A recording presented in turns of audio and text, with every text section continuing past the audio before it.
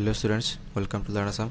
আজিৰ এই ভিডিঅ'ত তোমালোকৰ বাবে লৈ আহিছোঁ ক্লাছ 10 ইলেক্টিভ জিঅ'গ্ৰাফিৰ চেপ্টাৰ 1 কুৱেশ্যন আনসাৰখিনি। তোমালোকে ভিডিঅ'টো শেষলৈকে চাই যোৱা আৰু ভিডিঅ'টো ভাল লাগিলে লাইক এটা কৰি দিবা। তোমালোকৰ ফাৰ্ষ্ট চেপ্টাৰটো হৈছে ভূ আকৃতিৰ প্ৰক্ৰিয়া। ফাৰ্ষ্ট চেপ্টাৰৰ ফাৰ্ষ্ট কুৱেশ্যনটো হ'ল স্থলাকৃতি বুলিলে কি বুজা? উত্তৰ: পৃথিৱীৰ উপৰিভাগ সমান নহয়। মহাদেশ কেইখনত যেনেকৈ পাহাৰ পৰ্বত মালভূমি নদী উপত্যকা আদি অৱয়ব আছে, ঠিক তেনেকৈ মহাসাগৰতো পানীত বুৰ গৈ থকা অৱস্থাত বিভিন্ন আকাৰ আকৃতিৰ উচ্চভূমি আৰু নিম্নভূমি আছে। ভূপৃষ্ঠৰ এই অৱয়ৱবোৰকে স্থলাকৃতি বুলি কোৱা হয়। নেক্সট 2 নম্বৰ প্ৰশ্ন, ভূ আকৃতিক বিজ্ঞানৰ সংজ্ঞা দিয়া। উত্তৰ: ভূগোলৰ এটি বিশেষ শাখাই স্থলাকৃতিবোৰৰ উৎপত্তি ক্ৰমবিকাশ আৰু আকাৰ আকৃতি আৰু বিতৰণ সম্বন্ধে অধ্যয়ন কৰে। এই শাখাটোক ভূ আকৃতিক বিজ্ঞান বোলা হয়। নেক্সট 3 নম্বৰ প্ৰশ্ন, ভূ আকৃতিক প্ৰক্ৰিয়াৰ অৰ্থ লিখা। উত্তৰ: ভূপৃষ্ঠত থকা স্থলাকৃতিবোৰৰ সৃষ্টি বহুতো প্ৰক্ৰিয়াৰ ওপৰত নিৰ্ভৰ কৰে। ইয়াৰে কিছুমান প্ৰক্ৰিয়া বাহ্যিক আৰু অন্য কিছুমান আভ্যন্তৰীণ। বাহ্যিক প্ৰক্ৰিয়া বা কাৰকবোৰৰ ভিতৰত বতাহ, বৰষুণ, নদ নদী, হিমবাহ, সাগৰৰ ঢৌ আদি প্ৰধান। আনহাতে আভ্যন্তৰীণ কাৰক বুলি ক'লে প্ৰধানকৈ ভূমিকম্প আৰু আগ্নেয় উদগীৰণকে সামৰি লোৱা হয়। এই দুই শ্ৰেণীৰ প্ৰক্ৰিয়াই ক্ৰিয়া কৰাৰ ফলতেই ভূপৃষ্ঠত স্থলাকৃতিবিলাকৰ সৃষ্টি হৈছে। স্থলাকৃতিৰ সৃষ্টি আৰু বিকাশৰ লগত জড়িত এই প্ৰক্ৰিয়াবোৰক ভূ আকৃতিক প্ৰক্ৰিয়া বোলা হয়। 4 নম্বৰ প্ৰশ্ন, বাহ্যিক প্ৰক্ৰিয়া বা কাৰকৰ ভিতৰত কি কি পৰে লিখা। উত্তৰ: বাহ্যিক প্ৰক্ৰিয়া বা কাৰকবোৰৰ ভিতৰত বতাহ, বৰষুণ, নদ নদী, হিমবাহ, সাগৰৰ ঢৌ আদি প্ৰধান। 5 নম্বৰ প্ৰশ্ন, অৱনমন বুলিলে কি বুজা? উত্তৰ: মৰুভূমিত উদ্ভিদৰ আৱৰণ পাতলীয়া আৰু উপৰিভাগ শুকান বালিময় হোৱাৰ কাৰণে বতাহে সহজে ধূলি-বালি, ক্ষুদ্ৰ শিল আদি দূৰলৈ উৰুৱাই নিব পাৰে। এনেদৰে কোনো এক অংশৰ পৰা ধূলি-বালি উৰুৱাই নি সেই অংশক আপেক্ষিকভাৱে দ কৰি তোলা প্ৰক্ৰিয়াকে অৱনমন বোলে। অৱনমনৰ ফলত ধূলি-বালি আৰু ক্ষুদ্ৰ ক্ষুদ্ৰ শিলবোৰ অন্য ঠাইলৈ প্ৰবাহিত হ'লে অৱনমন ঘটা অংশটো ওখুৰা মোখুৰা শিলময় ঠাইলৈ ৰূপান্তৰিত হ'ব পাৰে। ইনচেলবাৰ্গ কি? ছবি আঁকি দেখুওৱা। উত্তৰ: মৰুভূমিৰ শক্তিশালী বতাহে কঢ়িয়াই নিয়া শিল-বালিয়ে গতিপথত থকা উচ্চ ভূমি আঘাত কৰি সেইবোৰত অৱক্ষয় ঘটায়। ঘৰ্ষণৰ যোগেদি কৰা এই ধৰণৰ ক্ষয় কাৰ্যক অৱঘৰ্ষণ বোলা হয়। অৱঘৰ্ষণ প্ৰক্ৰিয়াই মৰুভূমিত ইনচেলবাৰ্গৰ দৰে অৱক্ষয়জনিত অৱয়ৱৰ সৃষ্টি কৰে। এইটো ইনচেলবাৰ্গৰ ছবি, তোমালোকে চাই যাবা, এইটো কিতাপতে আছে। 7 নম্বৰ প্ৰশ্ন, মৰুদ্যান কাক বোলে? ইয়াৰ তাৎপৰ্য কি? উত্তৰ: অৱনমনৰ ফলত মৰুভূমিৰ একো একোটা অংশৰ উচ্চতা কমি ভূগৰ্ভস্থ জলপৃষ্ঠৰ ওচৰ পাব পাৰে। তেনে অৱস্থাত অৱনমিত অংশটোক মৰুদ্যান বোলে। মৰুদ্যান প্ৰকৃততে মৰুভূমিৰ মাজৰ একো একোটা সেউজীয়া অংশ। মৰুদ্যানবোৰত কিছু পৰিমাণে পানী আৰু উদ্ভিদ থাকে।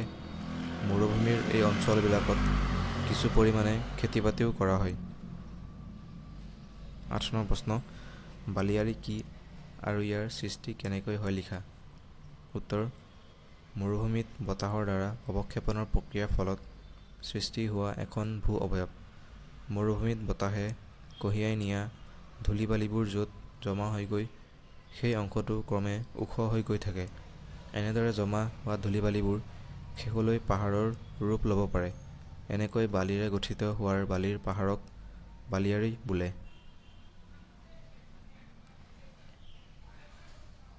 9 নম্বৰ প্ৰশ্ন, অৱঘৰ্ষণ কি? ইয়াৰ ফলত কি ধৰণৰ অৱয়ৱৰ সৃষ্টি হয়?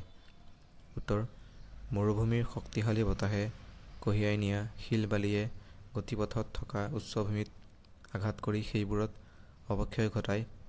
ঘৰ্ষণৰ যোগেদি কৰা এই ধৰণৰ ক্ষয় কাৰ্যক অৱঘৰ্ষণ বোলা হয়। ইয়াৰ ফলত ইনচেলবাৰ্গ আৰু য়াৰডাঙৰ দৰে ভূ অৱয়ৱৰ সৃষ্টি হয়।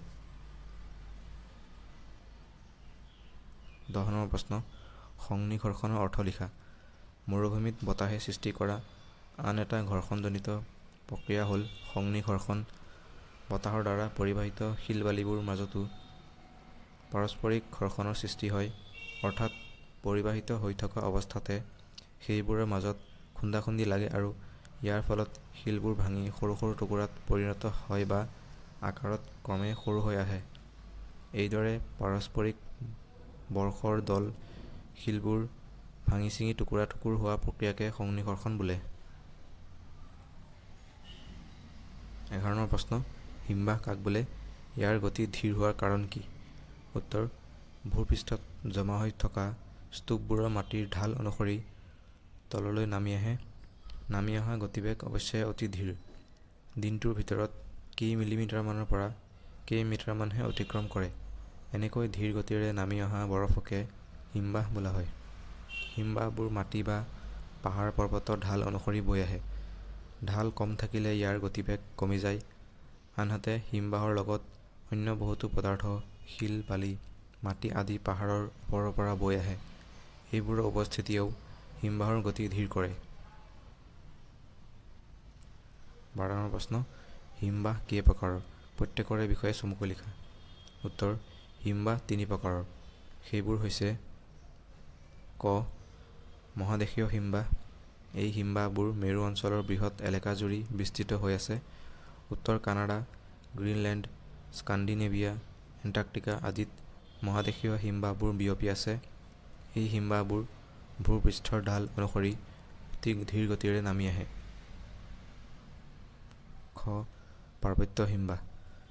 সুউচ্চ পৰ্বতৰ উচ্চাংশত এনে হিমবাহ দেখা যায়, প্ৰধানকৈ ইউৰোপৰ আল্পছ, উত্তৰ আমেৰিকাৰ ৰকি আৰু এছিয়া মহাদেশৰ হিমালয় পাৰ্বত্য অঞ্চলত পাৰ্বত্য হিমবাহ বিদ্যমান। সাধাৰণতে পাৰ্বত্য বা উপত্যকা হিমবাহ দুষাৰি পৰ্বতৰ মাজৰ উপত্যকাৰে বৈ আহে। ইয়াৰ গতিবেগ মহাদেশীয় হিমবাহতকৈ যথেষ্ট বেছি। গ. গিৰিপথ হিমবাহ। কেতিয়াবা কেইবাটাও উপত্যকা হিমবাহ পাৰ্বত্য অঞ্চলৰ পৰা নামি আহি পৰ্বতৰ পাদদেশত মিলিত হৈ পৰ্বতৰ দাঁতিকাষৰীয়া নিম্নভূমিত বিয়পি পৰে। গিৰিমালা বা পৰ্বতৰ পাদদেশত সৃষ্টি হয় কাৰণে এনে হিমবাহক গিৰিপথ বা শৈলপদী হিমবাহ বোলে। উত্তৰ আমেৰিকাৰ আলাস্কাত এনে হিমবাহ দেখা যায়। 13 নম্বৰ প্ৰশ্ন, হিমবাহ উপত্যকাৰ আকৃতি ছবি আঁকি দেখুওৱা। এই ছবিটো তোমালোকৰ কিতাপতো আছে, তোমালোকে চাই ল'ব পাৰা। 14 নম্বৰ প্ৰশ্ন, উলমা উপত্যকা কি লিখা? উত্তৰ: হিমবাহে সৃষ্টি কৰা অন্য এক ক্ষয়জনিত অৱয়ব হৈছে উলমা উপত্যকা। সাধাৰণতে মূল নদীলৈ উপনদীবোৰ বৈ অহাৰ দৰে মূল হিমবাহলৈও উপহিমবাহ কিছুমান বৈ আহে। মূল হিমবাহৰ উপত্যকা তুলনামূলকভাৱে ডাঙৰ আৰু দ।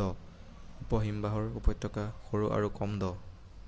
য'ত আহি উপহিমবাহ মূল হিমবাহৰ লগত লগ লাগে, তাতে স্বাভাৱিক কাৰণতে উপহিমবাহৰ উপত্যকাটো মূল হিমবাহৰ উপত্যকাৰ ওপৰত ওলমি থকা যেন লাগে। সেয়ে উপহিমবাহৰ উপত্যকাটোক উলমা উপত্যকা বুলি কোৱা হয়। 15 নম্বৰ প্ৰশ্ন, গ্ৰাব কি? ই কেই প্ৰকাৰৰ? চিত্ৰ আঁকি গ্ৰাবৰ অৱস্থান দেখুওৱা। উত্তৰ: পাহাৰ বা পৰ্বতৰ ঢালেদি বৈ আহোঁতে হিমবাহে বৰফৰ উপৰিও অন্য পদাৰ্থও কঢ়িয়াই আনে। এইবোৰকেই সামগ্ৰিকভাৱে গ্ৰাব বোলে। ই 4 প্ৰকাৰৰ: 1 নম্বৰ পাৰ্শ্ব গ্ৰাব, 2 নম্বৰ মধ্য গ্ৰাব, 3 নম্বৰ ভূমি গ্ৰাব, 4 নম্বৰ পাৰ্শ্ব গ্ৰাব। এইটো গ্ৰাবৰ চিত্ৰ, তোমালোকৰ কিতাপতে আছে। 16 নম্বৰ প্ৰশ্ন, গোলকীয় উত্তাপ বৃদ্ধিয়ে হিমবাহৰ ওপৰত কি ধৰণৰ প্ৰভাৱ পেলাব পাৰে? সাধাৰণ জ্ঞানৰ ভিত্তিত তাৰ এটি আভাস দিয়া।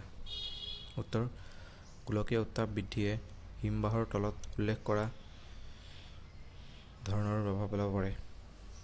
ক. হিমবাহবোৰ গলিবলৈ ধৰিব আৰু তাৰ ফলত সাগৰ পৃষ্ঠৰ উচ্চতা বৃদ্ধি পাব। খ. মহাসাগৰৰ উপকূলৰ বহুতো অঞ্চল তথা নিম্নভূমিসমূহ পানীৰ তলত ডুব যাব। গ. সেইবোৰ অঞ্চলত উপলব্ধ মানৱ সভ্যতা আৰু জৈৱ বৈচিত্ৰ্য নিশ্চিহ্ন হ'ব। ঘ. সাগৰ, মহাসাগৰ তথা বিশ্বৰ পাৰিপাৰ্শ্বিক অৱস্থাত ব্যাঘাত জন্মিব। ঙ. জলবায়ু সলনি হ'ব, ঠাই বিশেষে বৰষুণ কম বেছি হ'ব।